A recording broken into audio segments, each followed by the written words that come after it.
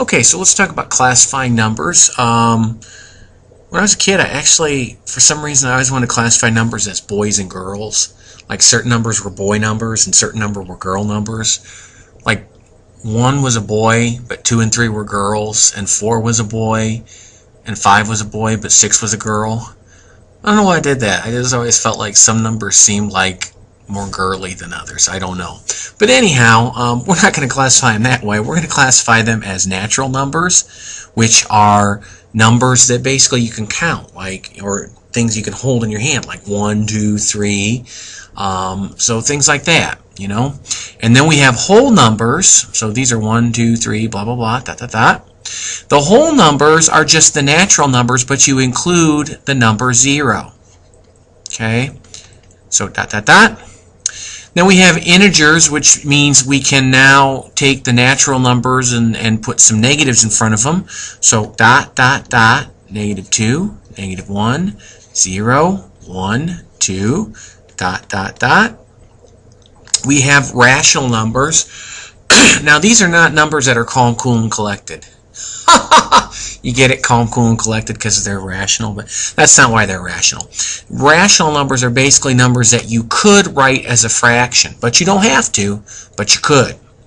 So all the numbers that come before are also rational numbers, because I could take any one of the numbers from before, like -2 and 3 and 0, and I could write them over 1. I don't have to, but I could. Obviously things like 2/3 and -4/7 are rational because they're already fractions. And then decimals can often be written as fractions as long as they repeat or terminate. So as long as the sequence starts to repeat. So for example, 2.071, 071, 071, dot, dot, dot. That is rational. -4.8 is rational because it stops. This one's rational because it repeats. But it can't just be any old repeating pattern. For example, 1.01, 001, 0001 does not, dot, dot, dot, does not work. You've got to have the same sequence repeating. And by the way, for an example like this, if you want to show which numbers repeat, you put a bar over all the numbers that repeat. Okay, and only the numbers that repeat. So hopefully that was helpful to you. And then numbers that are not rational are irrational. And these are numbers like square root of 2, because it doesn't repeat and it doesn't end. If I gave you the homework of writing out square root of 2, you could never get finished. Your calculator can't show you all the digits in square root of 2. Or square root of 3. Now square root of 4 is okay, because that would actually be 2, and that's up in the other sets. Pi is an irrational number. It's 3.14 blah blah blah blah blah. It is not 22 divided by 7. Don't think that it is. And then E is 2.7 blah blah blah blah blah. That's one that you'll learn about in Algebra 2. And this number that I wrote up here, this 1.0100100001 dot dot dot, that's actually irrational. Because the sequence doesn't repeat, it keeps adding a 0 every time. So that's irrational as well. Okay? So hopefully you found that helpful. If you want to write this in terms of a Venn diagram, we started out with the natural numbers. They were the smallest group. And the next largest group was the whole numbers. And then we had the integers. And then that was all a part of the rational numbers. And then off to the side, in its own separate category, we had the irrational numbers. And all of these numbers together make up what are called the real numbers. And then later on, you'll talk about complex numbers and imaginary numbers. And imaginary numbers they're actually things that have real uses in later life. I actually don't like the word imaginary because it makes people think they're like made up things, you know, like dragons or unicorns or llamas.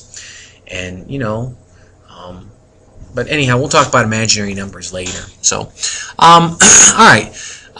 Next thing we'll talk about is counterexamples. And the book just kind of drops this in here. I don't know why they put it in this spot, but basically a counterexample is just a single example that proves a statement false. So for example, if I say it never rained this week,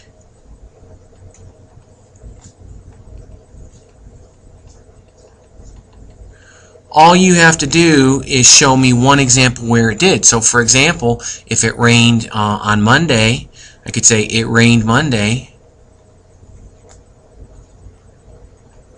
That is the only thing I need to prove this false. Okay? One counterexample proves something false. If you want to prove something false, somebody makes a general statement and you want to prove it's false, just find one time that it's false, okay? And then the last thing we need to talk about, and you know, this whole chapter, this whole section, they just kind of throw a lot of different things in together. We need to talk about inequalities. We have the less than symbol, the greater than, less than or equal to, greater than or equal to, and also not equal to. And remember that whichever way the mouth is pointing, you always want to eat the bigger number, okay? And another thing that will help you tell which one's less than and which one's greater than, if you look at the less than symbol, it kind of looks like an L turned on its side. So hopefully that'll help you when you don't know if something's less than or greater than. That'll help you figure it out, okay? And in the next section, we will actually do some problems involving inequalities.